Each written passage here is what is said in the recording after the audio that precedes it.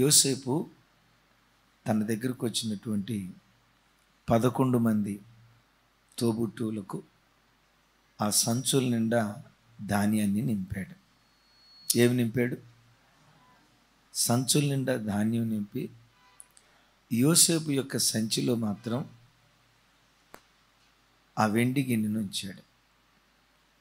సరే, వాళ్ళకి ధాన్యం ఇచ్చినట్లుగానే ఇచ్చాడు. యోసేపు సంచిలో వెండి గిన్నె పెట్టాడు అన్న సంగతి వాళ్ళకి తెలియదు.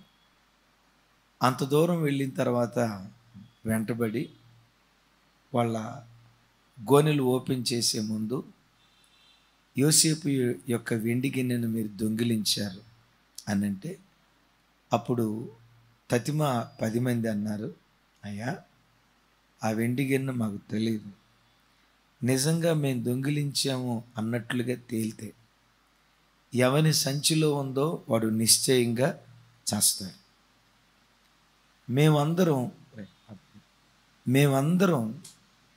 మేమందరం వానికి దాసులుగా ఉంటాం అని వాళ్ళు మాట్లాడినట్టు యోసేపు యొక్క బెన్యామీను యొక్క గోనె సంచి ఓపెన్ చేసి చూస్తే అది దొరికినట్లు.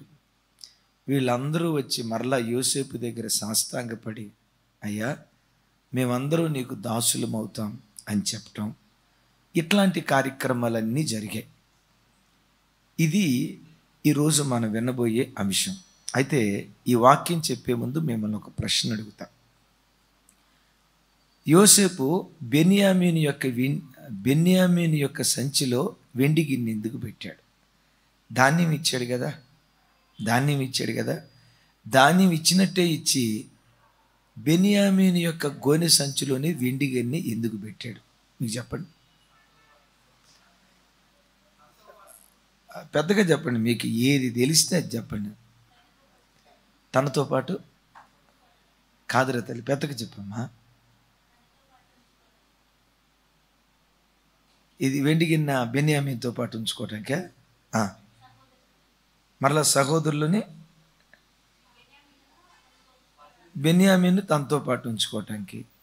దానికి వెండి గిన్నె ఎందుకు డైరెక్ట్గా ఉంచేసుకుంటే పోయింది కదా. కొంతవరకు కరెక్టే. సరే, మీ అభిప్రాయం మీది. జానన్న మీకు తెలిసింది చెప్పండి. లైవ్ చూసే బిడ్డలు కూడా మీరు కింద కామెంట్ రాయండి.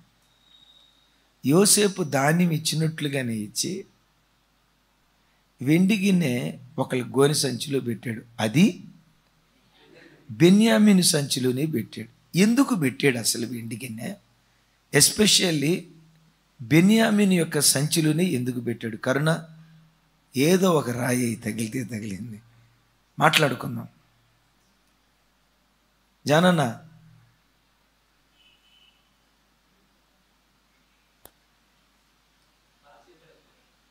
పరిచర్య నువ్వు మెసేజ్ టైటిల్ ఏమని చూసావా? దైవజనమా, యోసేపు బెన్యామీను యొక్క సంచిలోనే వెండి గిన్నె పెట్టడానికి కారణం ఏంటంటే, ఆ 11 మంది అన్నలను యోసేపు పరీక్షించాలనుకున్నాడు. వీళ్ళ మధ్యలో బంధాలు అనుబంధాలు ఎలా ఉన్నాయి? గతంలో నన్ను ద్వేషించినట్లుగానే, నా మీద అసూయపడ్డట్లుగానే మా అమ్మ కొడుకు, రాహేలమ్మ కొడుకు, నా తోబుట్టు బెన్యామీనును కూడా అట్లాగే చూస్తున్నారా? లేదు, అమ్మో మనం తోబుట్టులం, అట్లా కొట్లాడుకోకూడదు, ఒకరికొకరు మనం బ్రతకాలి, ఒక తల్లి కడుపును పుట్టాం, ఒక తల్లి ఎంగిలి పాలు తాగి బ్రతికాం, ఒక తండ్రి కడుపును పుట్టాం, మనం కొట్లాడుకోవటం ఏంటి, మనం ఐక్యంగా ఉండాలి అన్న వ్యక్తిత్వం వీళ్ళల్లో నిజంగా కనపడుతుందా లేదా? మూడోది, యోధా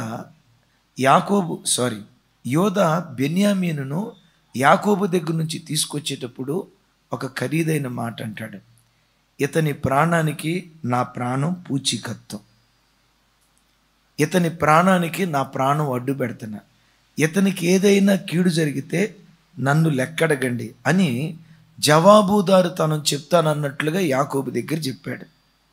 మరి ఇక్కడ నిలవబడతాడా లేదా, యోధా యొక్క నమ్మకత్వం ఎంత పరిశీలించడానికి యోసేపు ఇవన్నీ చేస్తూ వచ్చాడు. ఎందుకు పరీక్షించాడో చెప్పమంటారా? వీళ్ళ వ్యక్తిత్వాన్ని పరిశీలించడానికి మాత్రమే కాదు, ఆ తర్వాత యోసేపు వారి పట్ల ఒక బృహత్తరమైన కార్యం చేయబోతున్నాడు, ఒక గొప్ప కార్యం చేయబోతున్నాడు. ఏంటో తెలుసా? ఏదో అడపాదడపా వచ్చినప్పుడల్లా ధాన్యం ఇచ్చి పంపించడం కాదు, అసలు యాకోబు ఇంటి వారందరినీ ఐగుప్తు దేశానికి తెచ్చుకొని గోషేను ప్రాంతంలో ఉంచి యోసేపు బ్రతికినంత కాలం తన తండ్రిని, తల్లులను, తన తోబుట్టువులందరినీ పోషించాలి అంటే ఒక గొప్ప నిర్ణయం, ఒక గొప్ప కార్యం యోసేపు తన తోబుట్టువుల పట్ల చేయబోతున్నాడు. ఆ కార్యం చేయాలంటే వీరు యోగ్యులా కాదా, తగిన వాళ్ళ కాదా, అర్హులా కాదా, దీన్ని పొందుకోవటానికి తగిన గుణగణాలు వీళ్ళల్లో ఉన్నాయా లేదా అని యోసేపు వారిని పరీక్షిస్తున్నాడు. దైవజనమా, ఈ స్థలంలో యోసేపు మన ఆరాధ్య దైవం ప్రభు అయిన యేసుక్రీస్తు వారికి గుర్తయితే ఒక మాట చెప్పమంటారా? యేసయ్య నీకేదైనా ఒక గొప్పది, ఒక ఉన్నతమైనది నీకు ఇయ్యబోయే ముందు ఒక గొప్ప పరీక్ష నీ జీవితంలో అనుమతించి, ఆ పరీక్షలో, ఆ శ్రమలో దేవుడు నిన్ను పరీక్షిస్తాడు.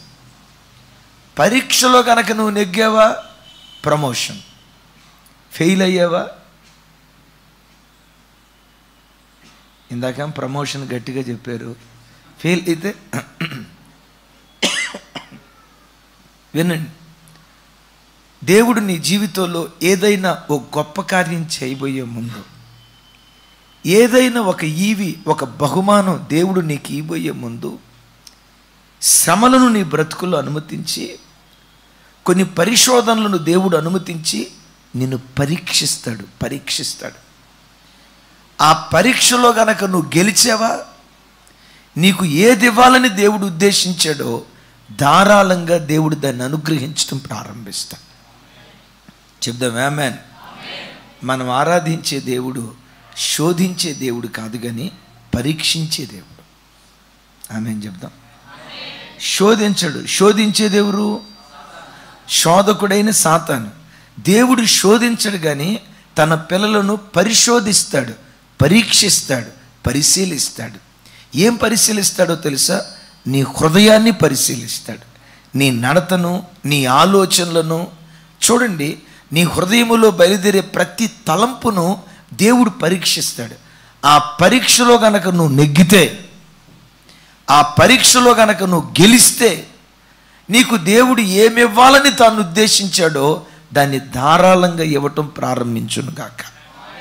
Praise the lord. సరే విందాం. ఒక దేవుడు మాత్రమే కాదు, అద్భుతం ఏంటంటే దేవుడు తిమోతి పత్రికలో ఉత్తరం రాస్తూ, చూడండి తిమోతి, సంఘంలో ఎవరినైనా నువ్వు పరిచారకులుగా నియమించాలనుకుంటే ఓహో యాండీనా ఎర్రగా ఉన్నాడు, చక్కగా ఉన్నాడు, బాగా చదువుకున్నాడు కాబట్టి యాండీని అపాయింట్ చేసుకుందాం అని తొందరపడి అపాయింట్ చేసుకునేవి గాక. నో, బోయాజు పోలీస్ డిపార్ట్మెంట్లో పనిచేస్తాడంట కాబట్టి బోయాజుకు నువ్వు అవకాశం ఇచ్చాయి అని తొందరపడి బోయాజు నువ్వు నియమించుకునేవి గాక. అదిగో ఆ చెల్లి చక్కగా పాటలు పాడుతుంది, అబ్బా ఇట్లాంటి పాటలు పాడేవాళ్ళు మనకు కావాలని చెప్పి తొందరపడి ఆ చెల్లి పాటలు పాడుతుందని పరిచారకురాలుగా నియమించుకునేవి గాక. ఒక వ్యక్తిని నువ్వు పరిచారకుడుగా నియమించుకునే ముందు మొదట నువ్వు పరీక్షించాలి అంటాడు. చూడండి ఆ మాట, తిమోతిలకు రాసిన మొదటి పత్రిక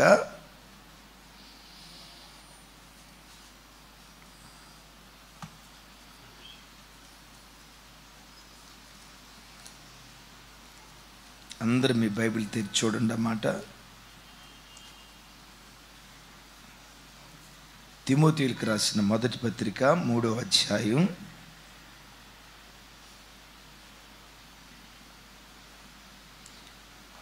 10వ వచనం నేను చదువుతాను. మరియు వారు మొదట పరీక్షించబడవలెను, తరువాత వారు అనింద్యులైతే పరిచారకులుగా ఉండవచ్చును.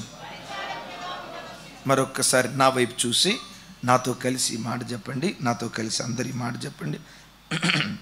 మరియు వారు మొదట పరీక్షించబడేవారు. వారు మొదట పరీక్షించబడవలెను. పరీక్షలో అనింద్యులైతే పరిచారకులుగా ఉండవచ్చును. అక్కడ కూడా కన్ఫర్మ్ లేదు. ఇక్కడ మళ్ళా విన్నారా? కన్ఫర్మ్ లేదు. ఏ వ్యక్తి అయినా సంఘానికి వచ్చినప్పుడు ఎవరిని పడితే వాళ్ళని సంఘ పెద్దలుగా నియమించకూడదు, ఎవరిని పడితే వాళ్ళని పరిచారకులుగా వాడుకోకూడదు. సేవకు ఎవరైనా వస్తే మీరు తెలుసుకోండి ఈ సంగతి. ఎవరైనా సేవకు వస్తే వెంటనే ఆయన సేవకుని చేసి ఆర్డినేషన్ చేసి ఈయన సంఘాన్ని నడిపిస్తారని నిన్నగాక మొన్న కొత్తగా వచ్చిన సేవకులను పరిచారకులుగా సేవకులుగా నిర్ణయించకూడదు. ఇప్పుడు రాజన్న పాస్టర్ గారా బ్రదరా? ఎవరు పాస్టర్ గారు అంది? బ్రదరు.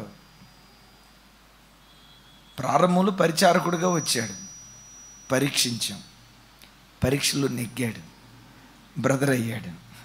బ్రదర్ పరీక్షలో కూడా నెగ్గితే, పరీక్షలో నెగ్గకపోతే మీరు కూడా ఎక్కడైనా ఏ ప్రాంతంలోనైనా మీరుంటే రాత్రికి రాత్రి సేవకులే సంఘాలు పెడతారు కదా, అలాంటి చోట్లకి వెళ్ళకండి.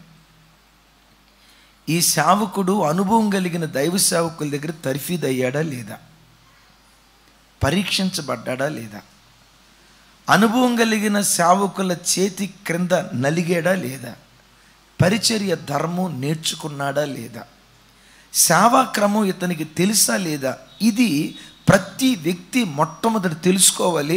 ఒక సేవకునికి ఉండాల్సిన మొట్టమొదటి అర్హత ఇది. ఇక్కడ ఈ ప్రాంతాల్లో ఎలా ఉందో హైదరాబాద్ వరకు నాకు తెలుసు, కనుక మన తెలంగాణ ప్రాంతంలో పల్లెటూర్లు ఎట్లుందో అంతగా తెలియదు. ఆంధ్ర ప్రాంతంలో మాత్రం అద్భుతం తెలుసా. అంతకాలం ఒక సంఘానికి విశ్వాసిగా వెళ్తాడు, కొంచెం పాట పాడటం, కొంచెం వాక్యం చెప్పటం, కొంచెం సాక్ష్యం చెప్పటం వచ్చిందనుకో, మా ఓడు ఏం చేస్తాడో తెలుసా, సపరేట్గా సంఘం పెడతాడు. పెట్టేటప్పుడు ఏం చేస్తాడో తెలుసా, నా కులం పలానా, మన కులస్తులారా అందరూ నా దగ్గరికి వచ్చేయండి. మన కులపోళ్ళు ఆయన దగ్గరికి వెళ్ళటం ఎందుకు, మన కులపోళ్ళు ఆ పాస్టర్ గారి దగ్గరికి వెళ్ళటం ఎందుకు, మన కులం రెండో, ఆ పాస్టర్ గారి కులం చెప్పాలి తల్లి. 2, 3 అంటే నన్ను ఏం అడగొద్దు. మన కులం 2, ఆ పాస్టర్ గారి కులం 3. వింటారా? 2 వాళ్ళు 3 వాళ్ళ దగ్గరికి వెళ్ళటం ఎందుకు, నేను 2 వాళ్ళారా మీరు కూడా వచ్చేయండి. కొన్ని ప్రాంతాల్లో అనుభవం లేకుండా పరీక్షించబడకుండా కులపు పునాదుల మీద సంఘాలు కడుతున్నారు. ఒక మాట చెప్తా, కులపు పునాదుల మీద కట్టబడేవి కుల సంఘాలే కానీ క్రైస్తవ సంఘాలు ఏ ఒక్క నాటికి కాజాలవో. ఒక్కళ్ళు కూడా చెప్పలా సరిగ్గా. ఏమని చెప్పాను? కులపు పునాదుల మీద సంఘాలు కట్టకూడదు. అవునా బ్రదర్? కులపు పునాదుల మీద సంఘాలు కట్టకూడదు. మేము కమ్మోళ్ళం, పాస్టర్ గారు కమ్మాయన, మేమందరం ఆ చర్చికి వెళ్తాం. మేము కాపులు, పాస్టర్ గారి కాపులు, కాబట్టి మేమందరం ఆ చర్చికి వెళ్తాం. పాస్టర్ గారి కాపులు ఇంకొంతమంది ఉన్నారు, మేము పాపులు, వాళ్ళు కాకులు, మేమందరం ఆ చర్చికి వెళ్తాం అని. వినండి, కులపు పునాదుల మీద ఎవ్వడు క్రీస్తు సంఘాన్ని కట్టకూడదు. ప్రాంతీయ తత్వం మీద కూడా కుల సంఘాలు కట్టకూడదు. మా అంబాజీపేట వాళ్ళంతా ఒక చర్చి, తర్వాత అంబా అంటమే. నన్ను అర్థం చేసుకుని తల్లి, నేను ఎందుకు ఈ మాట చెప్తున్నానంటే, క్రైస్తవ సంఘాల నిర్వచనం కొంతమంది దైవ సేవకులు, వాక్య జ్ఞానము లేని విశ్వాసులు క్రైస్తవ సంఘ నిర్వచనం పాడు చేస్తున్నారు. పలానా కులపు ఆయన రక్షణ పొందితే ఆయన సంఘం పెడతాడు, ఆ కులపోళ్ళంతా ఆ సంఘానికి వెళ్తారు. సంఘం ఏ ఒక్క నాటికి కులపు పునాదుల మీద కట్టబడకూడదు.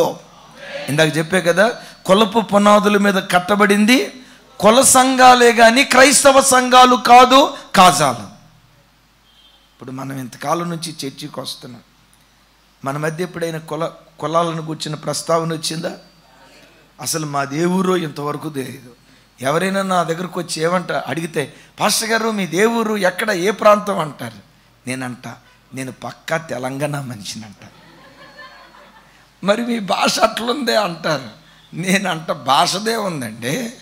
అలాగని నేను పూర్తిగా తెలంగాణకు మాత్రమే అనుకునేది కాక, రేపో మాపో అమెరికా వెళ్తా, అమెరికా ఆయన నేను. తర్వాత దుబాయ్ వెళ్తా, దుబాయ్ ఆయన నేను. గమనించండి, మనం ఎవరమంటే యాత్రికులం, పరదేశులం. యాత్రికుడికి ఒక ఊరు ఉంటుందా? చెప్పాలి, యాత్రికుడికి ఒక ఊరు ఉంటుందా? అన్నా నువ్వు యాత్రికుడు కాకపోతే మాది రామంతపూర్ అంటావు. నేను యాత్రికుడిని అనుకుంటే రామంతపూర్ మాది, అమెరికా మాది, అన్ని ప్రాంతాలు మావే. మన సొంత దేశం ఏదైనా ఉందంటే అది పరలోక దేశం మాత్రమే. అయితే గమనించండి, సేవకు వచ్చిన తర్వాత ప్రతి సేవకుడు పరీక్షించబడాలి. ఈ అబ్బాయి డబ్బు దగ్గర ఎట్లుంటాడు, ఆడపిల్లలతో మాట్లాడేటప్పుడు ఎట్లా మాట్లాడతాడు, ప్రార్థన జీవితం ఎట్లుంది, తిండి విషయంలో ఎట్లుంది, నిద్ర విషయంలో ఎట్లుంది, కష్టపడి పనిచేసేవాడా కాదా. సేవకు వస్తే వాళ్ళు వీళ్ళు కలిసి కానుకిస్తారు. వీళ్ళు ఇచ్చిన కానుకతో ఒక ముద్దన్నం తిని హాయిగా రిలాక్స్గా రెస్ట్ తీసుకొని, నా ప్రాణమా తినుము తాగుము సుఖించుము అని సౌఖ్యంగా అనుభవించడానికి వీడి సేవకు వచ్చాడా, సజీవ యాగంగా బలియాగం అవటానికి దేవుని సేవకు వచ్చాడని అనుభవం కలిగిన సేవకుల దగ్గర గమనించండి, పరిచారకులైన సేవకులు అదే చెప్పాలి, పరీక్షించబడాలి. పరీక్షలో అనింజులని తేలితే ఏం తేలాలి? అనింజులని తేలితే అప్పుడు అతన్ని పరిచారకున ఉంచేసేయండి అని అంటలా. అది కూడా కన్ఫర్మ్ లేదు, ఉండవచ్చును. Probability may or may not be. Right? దైవజన్మ ఒకసారి ఓ పెద్ద దైవ సేవకుడు, తన దగ్గర పనిచేసే 2 సేవకులు, తన తర్వాత వాళ్ళిద్దరిలో ఎవరిని నాయకులుగా పెట్టాలని ఆలోచిస్తూ ప్రార్థిస్తున్నాడు. ఎన్నో పరీక్షల్లో 2 సమవుజ్జి, అతనంటే ఇతనంటే అతను, డి అంటే డి అంటారు చూసారా, ఆ స్థాయిలో నమ్మకత్వాన్ని చూపిస్తున్నారు. వీళ్ళ నమ్మకత్వం అసలు ఎవరు వీళ్ళిద్దరిలో సరైన నమ్మకస్తులని రకరకాలుగా పరీక్ష చేస్తున్నాడు. ఒకరోజు ఏం చేశాడంటే, ఉప్పల్ ప్రాంతంలో ఉండి అనుకోండి,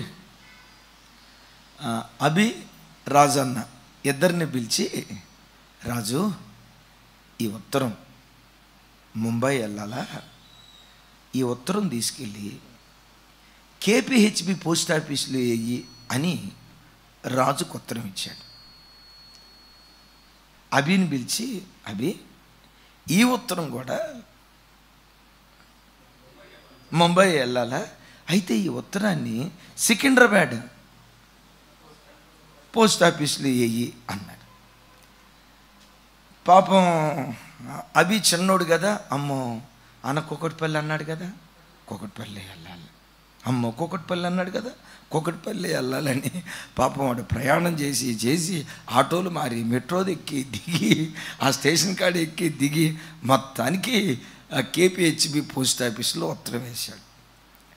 రాజు కాస్త సీనియర్గా ఏం ఆలోచించాడంటే, ఉత్తరం ఎక్కడికి వెళ్ళాలి, ఏమండి సికింద్రాబాద్ పోస్ట్ ఆఫీస్లో వేస్తేనే ముంబై పోద్దా, ఏ పోస్ట్ ఆఫీసులో వేసినా పోద్ది కదా అని చెప్పి మనోడు ఏం చేశాడంటే, కాస్త తెలివి ఉపయోగించి కొంచెం ఉప్పలు అక్కడికి వెళ్ళి అక్కడ పోస్ట్ ఆఫీస్ ఉంటే అక్కడ డబ్బా వేసి అర్ధగంట తర్వాత ఏది సికింద్రాబాద్ వెళ్ళి వచ్చానని చెప్పడానికి అర్ధగంట తర్వాత ఆలస్యంగా వచ్చాడు. అయిపోయింది.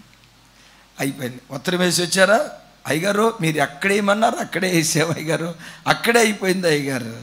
మొత్తానికి ఒక వారం రోజుల తర్వాత ఆ పెద్ద పాస్టర్ గారు చిన్నోడిని పిలిచి, నా తర్వాత నువ్వే సేవకుడు రా, దేవుడు నిన్ను వాడుకుంటాడ్రా అని తల మీద చేయిస్తూ ఉంటే ఈ మొదటోడు రెండోడు అన్నాడట, అదేంటో అయ్యగారు నన్నెందుకు వాడుకోలేదు? నేను కూడా ఉత్తరం వేసావురా, నేనేమన్నా చోట వేయకుండా నీ సొంత తెలివి ఉపయోగించావు. దైవజన్మ చూడండి, ప్రతి విషయంలో ఒక వ్యక్తి పరీక్షించబడాలి. పరీక్షలో నమ్మకస్తుడని తేలితే గమనించండి, మనుషులే కానీ దేవుడే కానీ మనకు ఏదైనా దేవుడు ఇవ్వబోయే ముందు నిన్ను పరీక్షిస్తాడు. ఆ పరీక్షలో నువ్వు నెగ్గితే నీ మీద దేవునికి ఉన్న ప్రణాళిక ఏదో దేవుడు దాన్ని నెరవేర్చునుగాక. సరే, ఇప్పుడు వాక్యంలోకి వద్దాం. ఆ గోనె సంచిలో వెండిది పెట్టాడు, వెళ్ళారు. ఈలోపు గృహ నిర్వాహకుడు వెళ్ళాడు, వాళ్ళని ఆపాడు. ఆపేటప్పుడు ఏం చెప్తున్నాడు, వాళ్ళు ఏమన్నారు చూడండి. అన్నమాట 44వ అధ్యాయం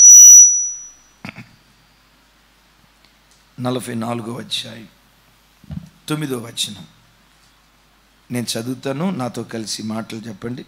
నీ దాసులలో ఎవని యొద్ద అది దొరుకునో వాడు చచ్చునుగాక, మరియు మేము మా ఇంటికి వెళ్ళేదము.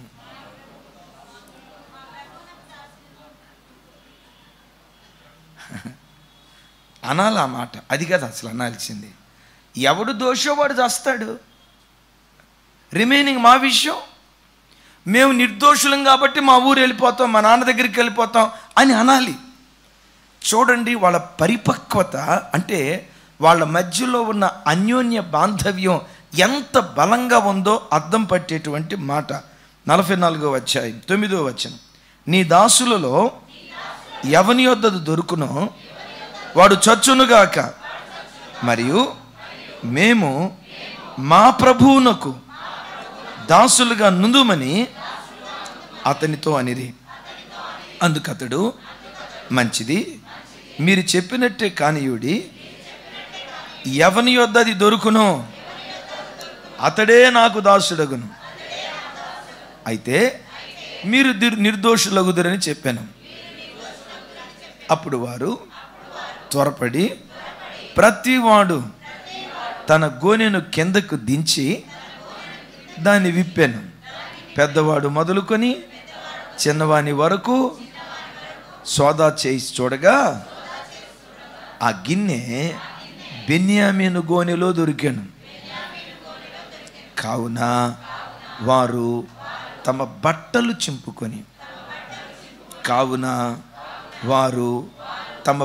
చింపుకొని ప్రతివాడు తమ గాడిద మీద గోనెలను ఎక్కించుకొని తిరిగి పట్టణమునకు వచ్చిరి.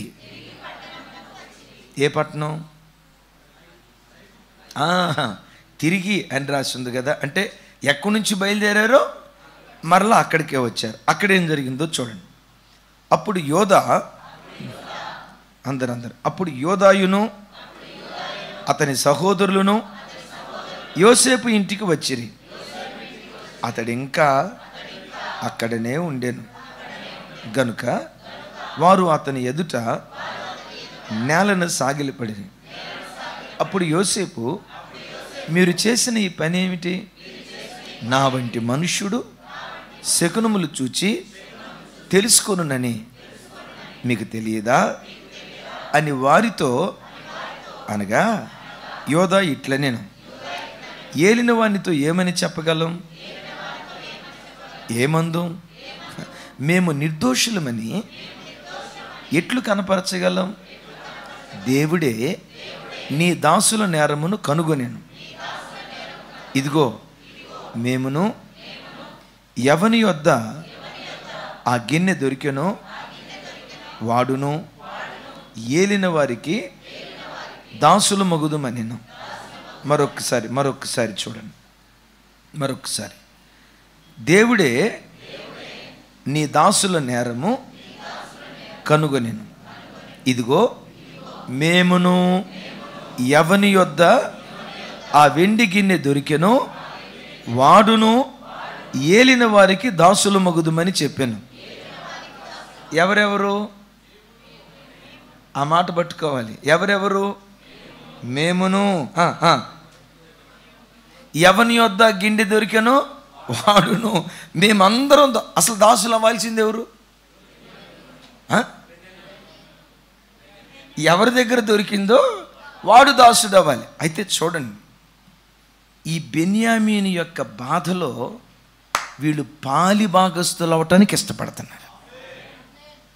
దైవజనమా, ఈ క్యారెక్టర్ వీళ్ళల్లో ఉందా లేదా తెలుసుకోవటానికే యోసేపు ఇవన్నీ చేసినట్లుగా చూస్తూ ఉన్నాం. నేను ఒక మాట అంట, ఒక తల్లి కడుపులో పుట్టిన మనం కానీ, తల్లి కడుపులో కంటే మనమందరం పరలోకపు యేసయ్య కడుపులో నుంచి మనం పుట్టినవాళ్ళం. మనమందరం ఎవరిమై అంటే సహోదరులం. చెప్పండి, మరోసారి చెప్పండి. సహోదరులు అంటే అర్థం ఏంటి? సహా ప్లస్ ఉదరుడు, ఒకే ఉదరములో నుంచి వచ్చిన వాళ్ళు. మనమందరం ఎవరి ఉదరంలో నుంచి వచ్చాం? యేసుక్రీస్తు అనే ఉదరములో నుంచి మనం వచ్చేయటం. Praise the lord. మన మధ్యలో బాంధవ్యం ఎలా ఉండాలంటే, సంఘంలో ఎవరైనా సంతోషంగా ఉంటే సంతోషపడే వాళ్ళతో కలిసి మనం సంతోషించాలి, నవ్వే వారితో కలిసి మనం నవ్వాలి. ఎవరైనా ఏడుస్తూ ఉంటే వారితో కలిసి మనం ఏడవాలి. వారి యావత్ బాధలో మనం పాలు పంచుకునే ఆ సహోదరత్వం మనలో ఉంటే, ఆ గుణం దేవుడు నిన్ను పరీక్షించినప్పుడు నీలో కనబడితే ఆకాశపు వాకిలు విప్పి దేవుడు నిన్ను దీవించడం ప్రారంభిస్తాడు. వాస్తవంగా ఇక్కడ అన్నలు అనాల్సిన మాట ఏంటంటే, నాయనా యోసేపు, తప్పు చేసింది బెన్యామీను కదా.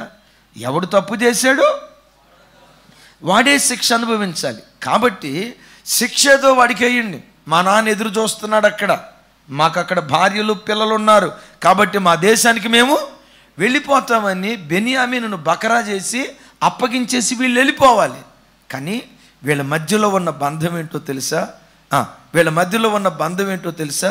బెన్యామీను చెరసాల్లోకి వెళ్తే మేము చెరసాల్లోకి వెళ్తాం. బెన్యామీను దాసుడైతే బెన్యామీను దాసుడైతే పెద్దగా చెప్పాలి. బెన్యామీను దాసుడైతే, బెన్యామీను చెరసాల్లోకి వెళ్తే, బెన్యామీను బంధకాలతో బంధించబడితే, బెన్యామీను బానిస అయితే, బెన్యామీనుతో పాటు మేము కూడా బానిసలమైపోతామని, అంటే ఒకరికొకరు బ్రతుకుతున్న ఆ దివ్యమైన గుణం యోసేపు వాళ్ళల్లో చూశాడు. నేనంట, మన లోపట కూడా కేవలం మనలను గూర్చి మనం ఆలోచించకుండా ఎదుటివాడిని గూర్చి ఆలోచించే నిస్వార్థమైన జీవితం దేవుడు నీ లోపట చూస్తే, నిన్ను గూర్చి నువ్వు ఆలోచించు, తప్పులేదు, ఆలోచించు. నిన్ను గూర్చి నీవు ఆలోచిస్తూ, నేను ఎప్పుడు చెప్తా కదా, క్రైస్తవుని గుండెల్లో ఉండాల్సిన మాట, అందరూ బాగుండాలి, అందులో నేను ఉండాలి. సరిపోలా? విన్నారా? ఇది మొట్టమొదటి స్లోగన్ ఎక్కడ చూశానంటే, షాపూర్లో ఒక ఆటో మీద చూసా. సహజంగా ఈ వెహికల్స్కి బ్యాక్ సైడు కొంతమంది విచిత్రమైన మాటలు రాస్తారు. ఒకడేమైనా రాస్తాడో తెలుసా? నీ ఏడ్పే నా ఎదుగుదల అంటాడు. వాడిని చూసి ఎవరు ఏడ్చారో నాకు తెలియదు. నీ ఏడ్పే నా ఎదుగుదలని ఒకడు రాస్తాడు. ఇంకొకడు ఏమి రాస్తాడో తెలుసా? నన్ను చూచి ఆడవకరా అంటాడు. మరి వాడిని చూసి ఎవరు ఏడ్చారో కూడా నాకు తెలియదు. అయితే నేను అనే మాట ఏంటంటే, ఒక అతను ఏమని రాశాడో తెలుసా? అందరూ బాగుండాలి, అందులో నేను ఉండాలి. నేనంట, అందులో క్రీస్తు మనసు కనపడుతుంది, అందులో క్రైస్తవుడి మనసు కనపడుతుంది. గట్టిగా చెప్తాం ఆమేనని. ఎప్పుడు అమ్మా, నువ్వు మొద్ద అన్నం తినేటప్పుడు నీకు తోడబుట్టిన చెల్లి ఉంటుంది కదా, నీకు తోడబుట్టిన అక్క ఉంటుంది కదా, నీకు తోడబుట్టిన అన్న ఉంటాడు కదా, నీకు తోడబుట్టిన తమ్ముడు ఉంటాడు కదా. మొద్ద అన్నం తినే ముందు ఒకసారి వాళ్ళని గుర్తుకు తెచ్చుకో. వాళ్ళు తిన్నారో లేదో. నేను కనీ పెంచిన అమ్ముంది కదా, నేను కనీ పెంచి 25 సంవత్సరాలు పోషించి ఒక అయ్య చేతిలో పెట్టిన తండ్రి ఉన్నాడు కదా. మొద్ద అన్నం తినేటప్పుడు, మంచి బట్ట కట్టుకునేటప్పుడు, మా నాన్న కొందో లేదో, మా నాన్న మంచి బట్ట కట్టుకున్నాడో లేదో, మా నాన్న పరిస్థితి ఎట్లుందో ఒక్కసారి నిన్ను కన్న గర్భాన్ని గురించి నువ్వు ఆలోచించు. నేను కట్టుకున్నా, నేను సుఖంగా ఉన్నా, నో నో నో నో, అది మంచి క్రైస్తవుడికి ఉండే లక్షణం కాదు. నువ్వు సుఖవంతమైన జీవితం అనుభవించేటప్పుడు ఒక్కసారి నీ తోబుట్టువును, ఎవరి ఎంగిలి పాలు తాలికి బ్రతికావో,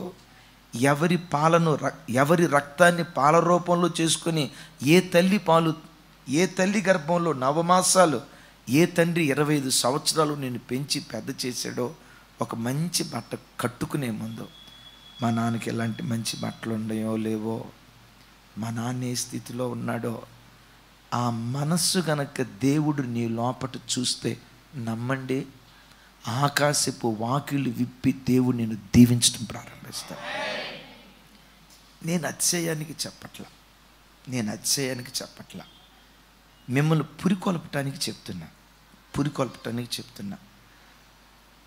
నేను హైదరాబాద్లో ఆర్టీసీ క్రాస్ రోడ్ చెక్కడిపల్లిలో ఉన్నప్పుడు మంచి ఉద్యోగం దేవుడు నాకు ఇచ్చాడు.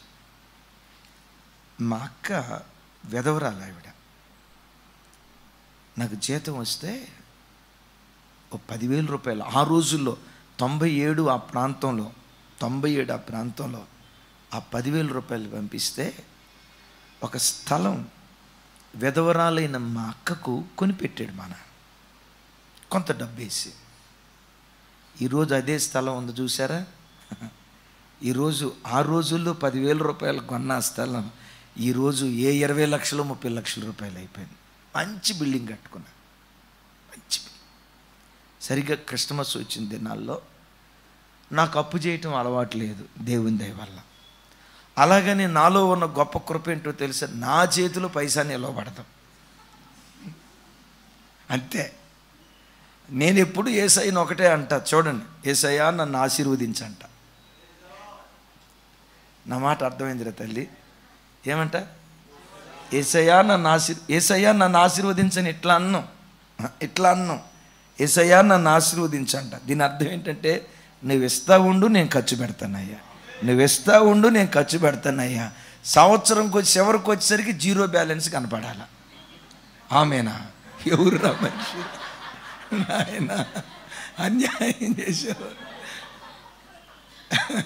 ఇదే నా పని.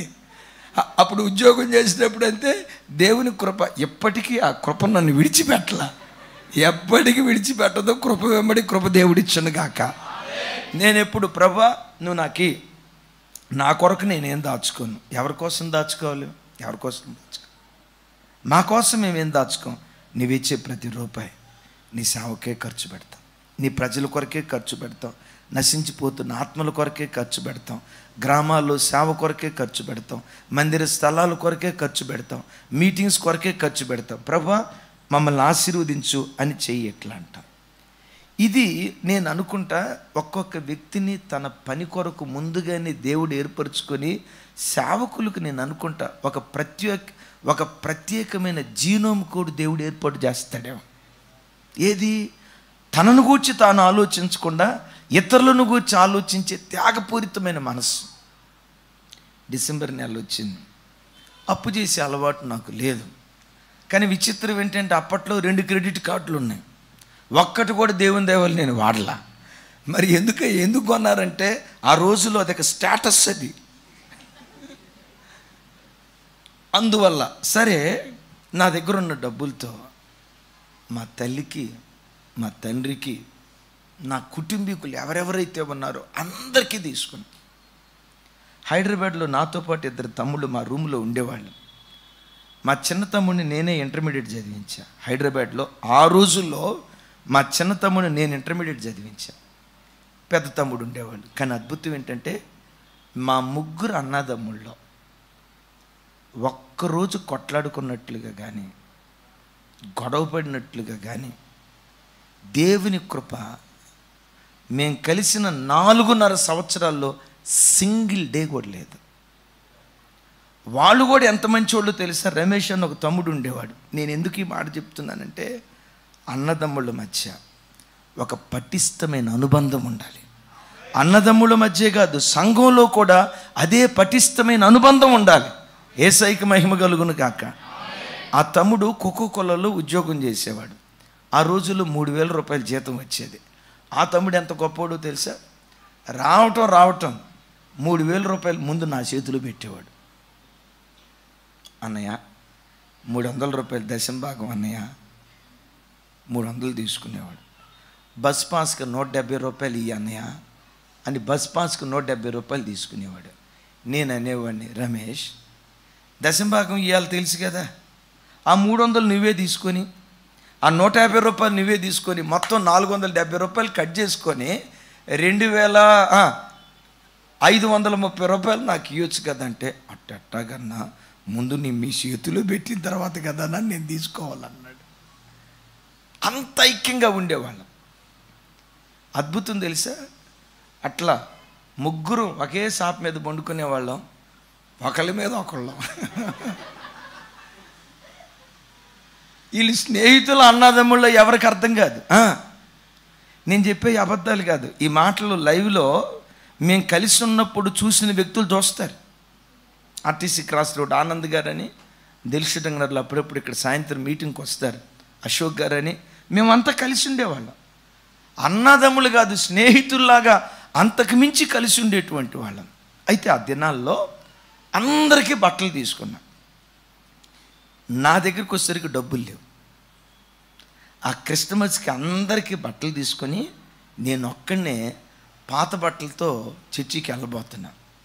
అప్పుడు ఒక తమ్ముడు నా దగ్గర ఉన్నాడు, ఇంకో తమ్ముడు ఊరు వెళ్ళాడు. ఆ తమ్ముడు నేను కొనుక్కోకలేదని చూసి ఆ తమ్ముడు కూడా కొత్త బట్టలు వేసుకోవట్లా. ఏమిరా తమ్ముడు కొత్త బట్టలు వేసుకోవట్లేదంటే, అన్న వెనక కూర్చోండి అన్న, నా వైపు చూడాలా, నా వైపు చూడాలా. హల్లెలూయా అందరు చెప్పాలి, హల్లెలూయా. ఏమిరా తమ్ముడు కొత్త సొక్కాయి వేసుకోవట్లేదంటే ఏమన్నాడు తెలుసా? అన్న మీరు కొన్న సొక్కాయి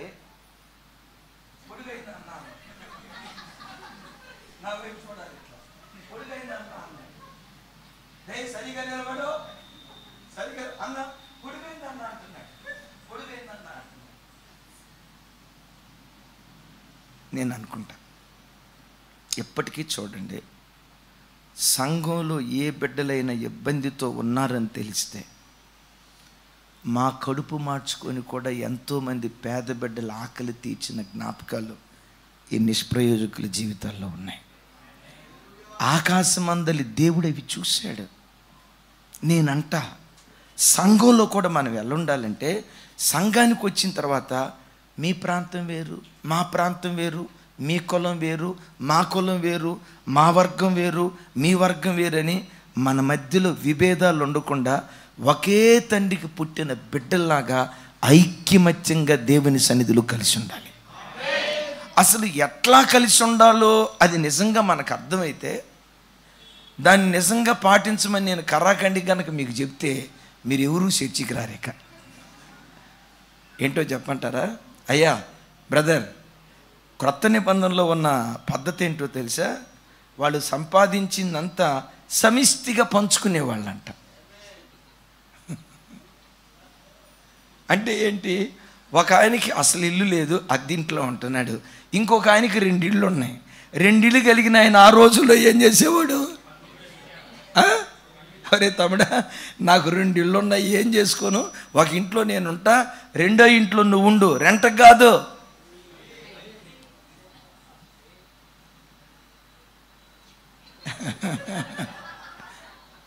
అంటే నేను అనే మాట, అంత ఐక్యంగా ఉండాలి. అలాంటి సహోదర ప్రేమ ఆప్యాయత దేవుడు మనలో చూస్తే, నిన్ను పరీక్షించినప్పుడు అది నీ లోపల దేవునికి కనబడితే పరీక్షిస్తాడు. ఆయన నీ స్వభావాన్ని పరీక్షిస్తాడు, నీ గుణగణాలు పరీక్షిస్తాడు. త్యాగపూరితమైన బుద్ధి, పిసినారి బుద్ధి, ప్రేమ కలిగిన బుద్ధి, స్వార్థంతో కూడుకున్న బుద్ధి, త్యాగపూరితమైన మనస, ఎప్పుడు ఎదుటోడికి పెట్టాలనే ఆతృత కలిగిన ఆ దాతృత్వపు గుణం కలిగిన మనస.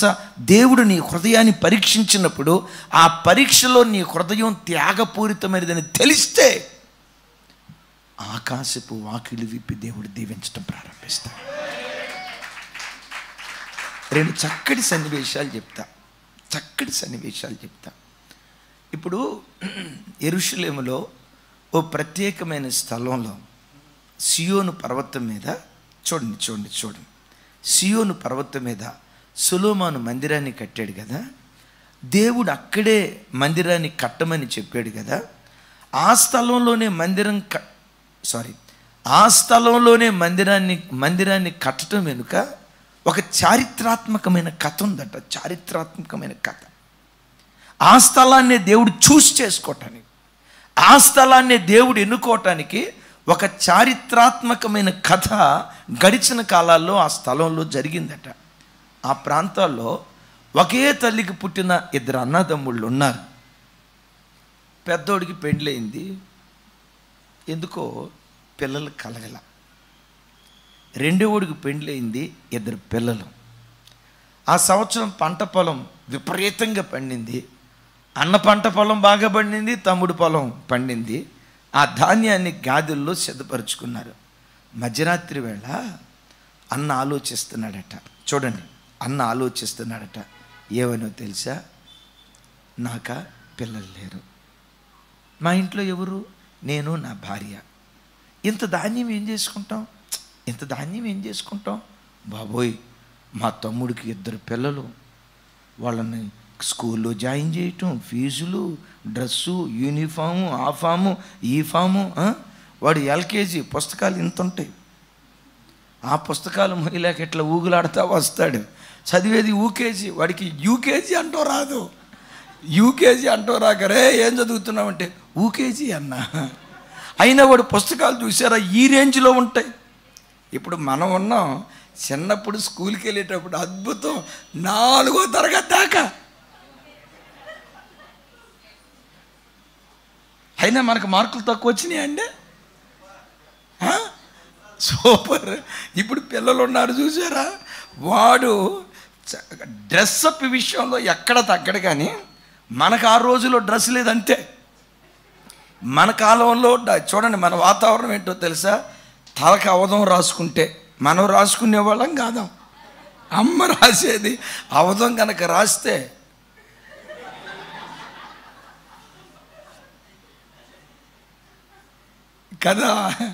కదా అప్పటికి మన ఖర్చు ఉండేదా? ఏంటి చెప్పండి. భాస్కర్ ఒకసారి చూపించట్టు అద్దుగా ఎట్లా అంట కదా. ఈ కాలంలో ఒక తండ్రి ఉన్నాడు, 7 ఖర్చీపులు. సోమవారం ఒక ఖర్చీపు అంట, మంగళవారం ఒక ఖర్చీపు అంట, బుధవారం ఒక ఖర్చీపు, గురువారం ఒకటి, శుక్రవారం ఒకటి, శనివారం ఒకటి, ఆదివారం ఒకటి, మొత్తం రోజుకు ఒక ఖర్చీపు అంట. ఇంత గెటప్ ఉంటుందా? వాడి దగ్గరికి వెళ్ళి రే చిన్న 3వ ఎక్కని చెప్పరా అని అన్నాం అనుకోండి, ఎక్కాలా? వాట్ ఈస్ దట్ అంటాడు. సరే ఎక్కాలి కాదరా టేబుల్స్ అని అన్నాం అనుకోండి, 3 6 జా ఎంత అన్నాం అనుకోండి, 3 6 జా 36 అంటాడు. 6 3 జా అంటే ఎంత అంటే 63 అంటాడు.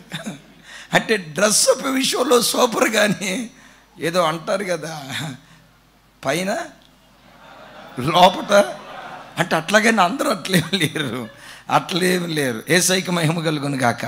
ఇప్పుడు అన్న ఆలోచిస్తున్నాడట, నా తమ్ముడికి 2 పిల్లలు, కార్పొరేట్. అయ్యో వాడి పరిస్థితి ఏంటి? భార్య, రేపు వాళ్ళని చదివించాలి, వాళ్ళు పెళ్ళిళ్ళు చేయాలి. నాకేముంది, నేను నా భార్య ధనం తింటే సరిపోద్ది అని మధ్యరాత్రి తమ్ముడికి తెలియకుండా ధాన్యపు బస్తా తన నెత్తి మీద వేసుకొని ఎవ్వరూ చూడకుండా తమ్ముడు గాదిలో 2 బస్తాలు పోసి వచ్చాడట. అన్నట్ల పోసి వచ్చాడో లేదో తమ్ముడు అక్కడ పండుకొని ఆలోచిస్తున్నాడంట, అరే రే రే రే పాపం, మా అన్నకు పిల్లలు లేరే, నాక 2 కొడుకులు ఉన్నారు. రేపు వృద్ధాప్యానికి వెళ్తే ఎవడో ఒకడు గంజిపోయికిపోతాడా? మరి నాన్నకి ఎవరు ఉన్నారు? నాన్నని ఎవరు చూస్తాడు? అమ్మో నాన్న రేపు 4 రూపాయలు దాచిపెట్టుకుంటే వృద్ధాప్యంలో ఏదైనా ఆశ్రయం వస్తుందని చెప్పి తమ్ముడు అన్నను గూర్చి ఆలోచిస్తా అన్నం నిద్రపోయేటప్పుడు ఆయన 2 ధాన్య బస్తాలు తీసుకొచ్చి అన్న దాంట్లో వేసాడట. తెల్లారింది, అన్న తన గాది దగ్గరికి వచ్చాడు, తమ్ముడు తన గాది దగ్గరికి వచ్చాడు. ఏమి ఎంత కూడా చెక్కు చెదరలా, మొత్తం సమృద్ధిగా ధాన్యం ఉంది. ఇదేంట్రా బాబు అల్లావుద్దీన్ అద్భుత దీపం లాగా ఉంది. అట్లా కాకపోయినా బైబిల్లో ఒక తల్లి ఉంది కదా, ఆ పేద విధవరాలు కరువు కాలం తీరే వరకు గంపలో పిండి తక్కువ కాలేదు బుడ్డిలో అన్నట్లుగా, ఏంటిది విచిత్రం అని చెప్పి, నేను రాత్రిపూట సరిగ్గా తీసినట్లేనని చెప్పి అన్నట్టు వెళ్ళి మరలా మరుసటి రోజు దాని నిండా ధాన్యం పోసుకొని 2 బస్తాలు వేసాడట. తమ్ముడు కూడా సేమ్ అలాగే చేశాడట. రెండో రోజు అలాగే జరిగింది. బయటకు వచ్చి చూస్తే తెల్లారిన తర్వాత ఫుల్గా గాది నిండా ధాన్యం ఉన్నాయి. ఏంట్రా ఇది అని అర్థం కాక 2-3 రోజులు అలా చేసినాక అట్లాగే అవుతుంటే ఇక ఈ అన్న ఏం చేశాడో తెలుసా, మొత్తానికి ఇక్కడ ఏదో జరుగుతుంది, నాకు తెలియకుండా ఎవరో నా దాని మీద మోస్తున్నారు అని అన్న, నాకు తెలియకుండా ఎవరో నా దానిలో మోస్తున్నారు అని తమ్ముడు, అసలు పోసేవాడు ఎవరో కనిపెట్టాలని చెప్పి తమ్ముడు అక్కడ, అన్న ఇక్కడ సాటును దాక్కున్నారంట. మధ్యరాత్రి 1 గంట అయింది, ఎవరూ రాలా. 2 అయింది, ఎవరూ రాలా. 3 అయింది, ఎవరూ రాలా. అరే ఇదేదో మనకు అర్థం కావట్లేదులే, సరే మనకి ఎందుకులే అని చెప్పి మన ధాన్యం తమ్ముడు దాంట్లో వేసేద్దామని అన్న బయలుదేరాడు, అన్న దాంట్లో వేద్దామని తమ్ముడు బయలుదేరాడు. అద్భుతం. ఈయన సంచి భుజం మీద పెట్టుకున్నాడు, అన్న సంచి భుజం మీద పెట్టుకున్నాడు. అన్న దాంట్లో వేద్దామని తమ్ముడు బయలుదేరాడు, తమ్ముడు దాంట్లో వేద్దామని అన్న బయలుదేరాడు. 2 అన్నదమ్ముళ్ళు ఒక్క చోట ఎదురు బొదురు కలుసుకుని ఒకళ్ళ మీద ఒకళ్ళు పడి గుండె లవిసేలాగా ఏడుస్తున్నారంట. చరిత్ర గ్రంథాలు ఏం చెప్తాయో తెలుసా, ఆ స్థలములో సొలొమోను దేవుని మందిరాన్ని కట్టాడట. ఎందుకో తెలుసా, మందిరం అలా ఉండాలి. చెప్పాలి. మందిరం నిన్ను పరీక్షిస్తాడు, నీకు చేతి నిండా డబ్బులు ఇస్తాడు. డబ్బులు ఇచ్చినప్పుడు నువ్వు సంఘానికి వచ్చినప్పుడు ఒకసారి సంఘ బిడ్డను చూడాలి. ఎవరైనా విధవరాళ్ళు ఉన్నారా, తండ్రి లేని బిడ్డలు ఉన్నారా, అనాథలు ఉన్నారా, నాకులాగా కడుపు నిండా భోజనానికి గతి లేని దేన స్థితిలో బ్రతికే వాళ్ళు ఎవరైనా ఉన్నారా? వాళ్ళు ఉన్నట్లుగా నీకు తెలిస్తే 2000 రూపాయలు చీర కొనుక్కునే నీవు 1500 పెట్టి కొనుక్కో. మిగతా 500 ఎవరో ఒక పేద బిడ్డకు నువ్వు సహాయం చేయి. నువ్వు దయ చూపిస్తే నీ కష్టకాలం ముందు దేవుడు దయ చూపించడం ప్రారంభిస్తాడు. ఈ గుణం నీలో ఉందా లేదా దేవుడు పరీక్షిస్తాడు. అది కనపడితే చాలు. యోసేపు ఇవన్నీ ఎందుకు చేశాడు అంటే పరీక్షించడానికి. యేసయ్యకి మహిమ కలుగును గాక. సరే, ఇంతకీ బెన్యామీనును తండ్రి యాకోబు సరిగ్గా ప్రేమిస్తున్నాడా లేదా అది కూడా తెలుసుకోవాలనుకున్నాడు. యోధా ఏం చెప్పాడో చూడండి. ఆదికాండం 44వ అధ్యాయం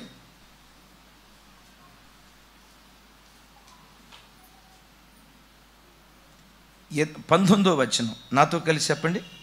19వ వచనం. చక్కటి మాటలు అక్కడ రాసి ఉంటాయి. 19.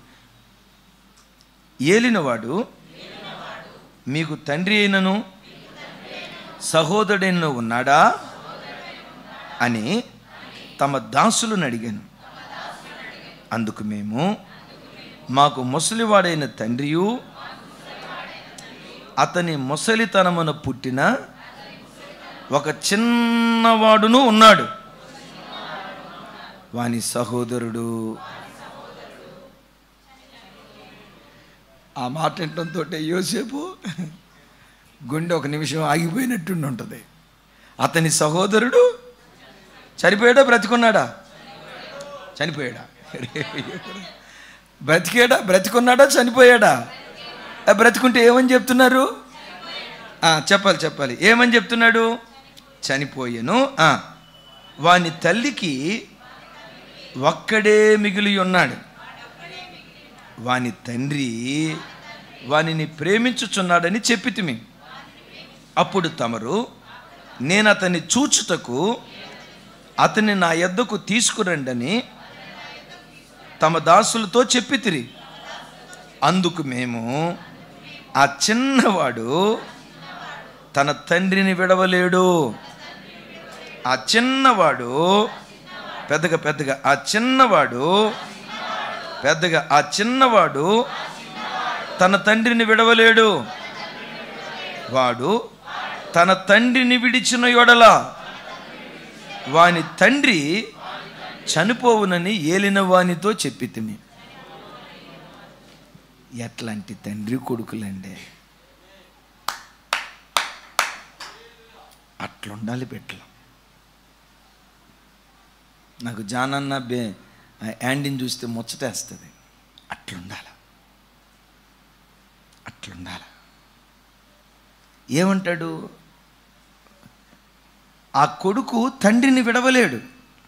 ఒకవేళ తండ్రిని ఆ కొడుకే కనుక విడిస్తే తండ్రి చెప్పాలి. దీని కంటిన్యూషన్ కొంచెం ముందులో అంటాడు, చూడండి ఆ మాట. కాబట్టి నా తండ్రి అయిన తమ దాసుని యొద్దకు మేము వెళ్ళి ఏలిన వారి మాటలు అతనికి తెలియచేసితిమి. మా తండ్రి, మీరు తిరిగి వెళ్ళి మన కొరకు కొంచెం ఆహారము కొనుక్కురండి అని చెప్పినప్పుడు మేము అక్కడికి వెళ్ళలేము.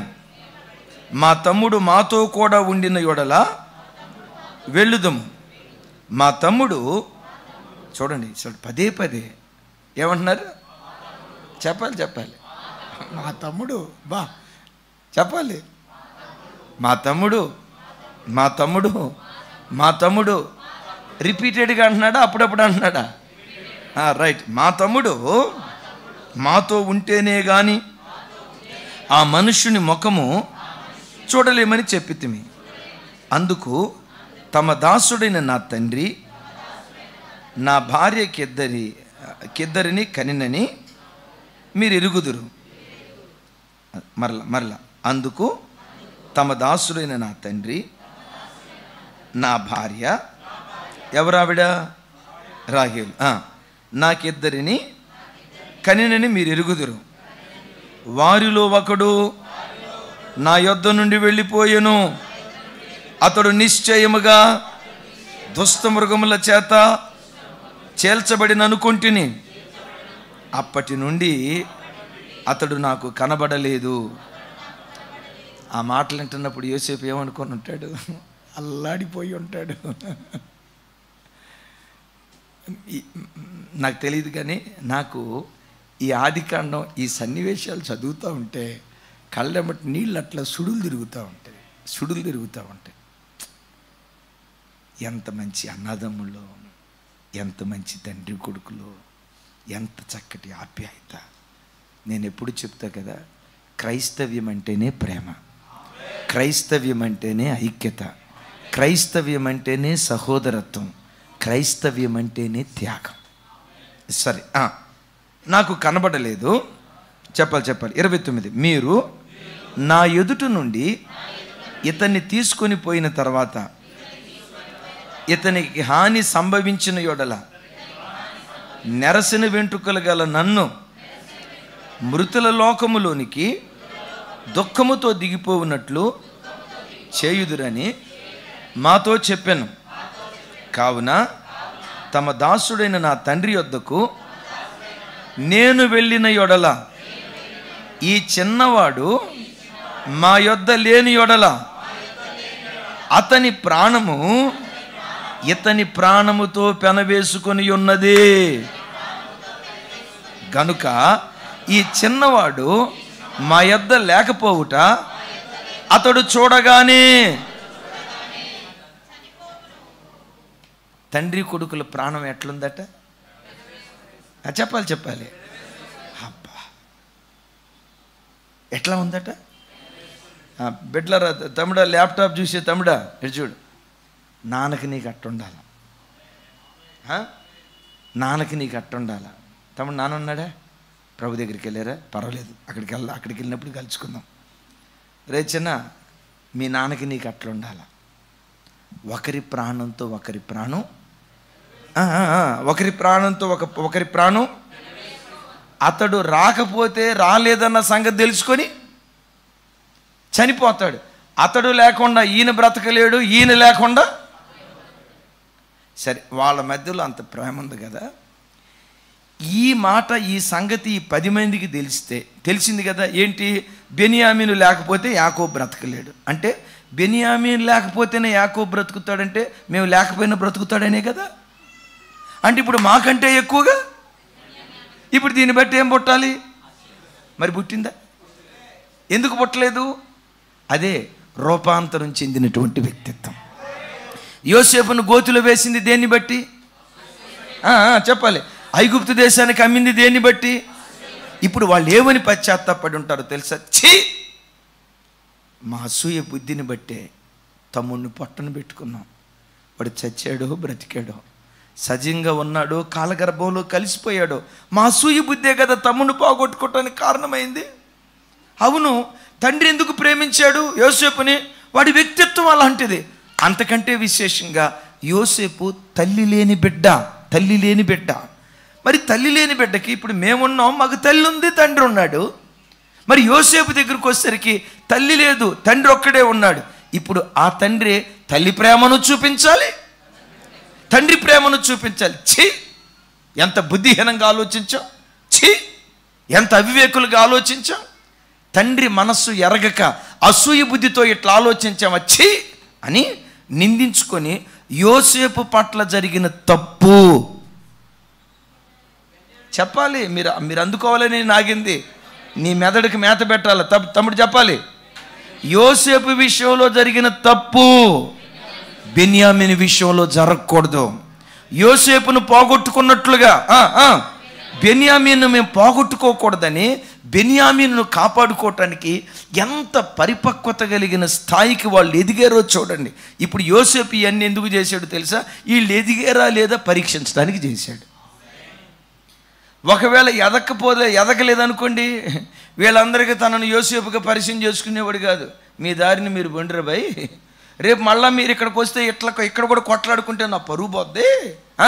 ఈ అసూయతో వాడి మీద వీడి మీద వాడు ఎలిగేషన్స్ చేసుకుంటే నా విలువ పోద్ది, మీ బ్రతుకు మీరు బ్రతుకుతున్నప్పుడు అని చెప్పి వాళ్ళని పరీక్షించడానికి యోసేపు ఇవన్నీ చేశాడు. దైవజన్మ ఈ ఒక్క మాట చెప్పి నేను ముగిస్తాను. యేసయ్య పిల్లలుగా మన జీవితాల్లో ఎప్పుడు ఒకరిని చూసి ఒకరు అసూయ పడకూడదు. ఇంకో రకంగా చెప్పాలంటే సంఘంలో ఎప్పుడు మనకు అసూయ ఉండకూడదు. కొంచెం పెద్దగా చెప్దాం. ఎందుకు సంఘంలో అసూయ ఉండకూడదో చెప్తాను తెలుసా? సంఘము క్రీస్తు శరీరం. మనం అందరం ఎవరిమై అంటే ఒకే శరీరములో సాటి అవయవాలం. పెద్దగా చెప్పండి. ఒకే శరీరములో మనమందరం ఎవరిమే? ఒకే శరీరం. ఎమాన్యుయల్ మినిస్ట్రీస్ అనే శరీరానికి చెందిన వాళ్ళు, క్రీస్తు శరీరం అనేది సంఘానికి చెందిన వాళ్ళు. ఈ ఒకే శరీరములో మనమందరం ఎవరిమి? సాటి అవయవాలు. ఈ అవయవాల్లో ఉండే గొప్పతనం ఏంటో తెలుసా? ఒక అవయవాన్ని పొగిడితే, ఒక అవయవాన్ని ఘనపరిస్తే ఆ ఘనతలో సమస్త అవయవాలు పాలు పంపులు పంచుకుంటాయి. ఇంకోసారి చెప్పమంటారా? ఒక అవయవాన్ని పొగిడితే, ఒక అవయవాన్ని ఘనపరిస్తే శరీరములో ఉన్న అవయవాలన్నీ ఆ ఘనతలో పాలు పంపులు పొందుతూ ఉంటాయి. యేసయ్యకి మహిమ కలుగును గాక. ఎట్లాగో చెప్తాను. ఇప్పుడు ఒక తమ్ముడు బాగా పాట పాడాడు అనుకోండి. ఆ తమ్ముడి దగ్గరికి వచ్చి, తమ్ముడు నీ కంఠం సూపర్ తమ్ముడా, నువ్వు పాట పాడితే అచ్చం ఏ సన్నబాడినట్టే ఉంది తమ్ముడా, నీ గొంతు ఎంత బాగుందో అని అన్నాం అనుకోండి. పొగిడింది దేన్ని? పెద్దగా అబ్బా నీ గొంతు ఎంత బాగుందో, కంఠం అద్భుతం అని కంఠాన్ని పొగిడితే మనిషి అంతా ఏమైపోతాడు చెప్పండి? పొగిడింది దేన్ని? టీషర్ట్ బ్రదర్ పొగిడింది దేన్ని? శరీరం అంతా పొగిడాడా? ఇప్పుడు ఆ తమ్ముడు ఉన్నాడు, తమ్ముడా నీ ముక్కు కోటేరు ముక్కు తమ్ముడా, చూడు టచ్ స్క్రీన్ లాగా రంగులు మారిపోయింది. ఇప్పుడు పొగిడింది దేన్ని? నీ ముక్కు భలే ఉంది తమ్ముడా అని అంటే పొగిడింది దేన్ని? ఇప్పుడు ముక్కును పొగిడితే చూసి కళ్ళు అంటే నేను బాగాలేదా, చెవులు అంటే నేను బాగాలేదా, అంటే పెదాలు నేను బాగాలేదా అని అనుకుంటాయా? ఒక అవయవాన్ని ఘనపరిస్తే ఆ ఘనతలో శరీరపు అవయవాలన్నీ పాలిభాగస్తులు అవుతాయి. ఈ మాట చెప్పి ముగిస్తా. సంఘంలో ఎలాంటి ప్రవర్తన నీలో ఉంటే తెలుసా? పరీక్షిస్తాడు దేవుడు నిన్ను. సంఘానికి వచ్చిన నిన్ను పరీక్షిస్తాడు, నీ మనస్సును పరీక్షిస్తాడు. పరీక్షించి ఆ పరీక్షలో దేవుని మనసు గెలుచుకునే వ్యక్తిత్వం నీలో ఉంటే ఆకాశపు వాకిలు విప్పి నిన్ను దీవించడం దేవుడు ప్రారంభిస్తాడు. అందుకని బైబిల్లో ఒక మాట రాసి ఉంటుంది. ఈ మాట నాతో కలిసి చెప్పండి. దేవుని మందిరమునకు పోవునప్పుడు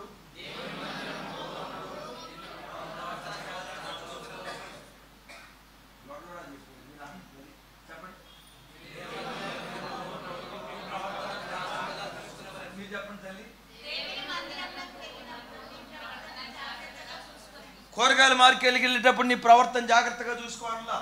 చూసుకోకూడదని కాదు. డ్యూటీకి వెళ్ళినప్పుడు నీ ప్రవర్తన జాగ్రత్తగా చూసుకోవాలా. చూసుకోకూడదని కాదు. కాలేజీకి వెళ్ళినప్పుడు నీ ప్రవర్తన జాగ్రత్తగా చూసుకో అని అల్లా. అంటే అక్కడ అజాగ్రత్తగా చూసుకోమని కాదు. వాటన్నిటికంటే క్రైస్తవుడు దేవుని మందిరానికి వచ్చినప్పుడు తన ప్రవర్తన జాగ్రత్తగా చూసుకునేవాడై ఉండాలి. నేనంట మందిరంలో నీ ప్రవర్తన యోసేపు తతిమ 11 మంది అన్నదమ్ముల ప్రవర్తన లాగుంటే, నేనంట యోసేపు ఆ 10 మందిని 11 మందిని గోషేనులో పెట్టాడేమో. గోషేను కంటే శ్రేష్టమైన పరలోక రాజ్యంలో యేసయ్య మనలను కూర్చొని పెడతాడు. అటు కృప ప్రభు మనందరికీ దయచేయునుగాక.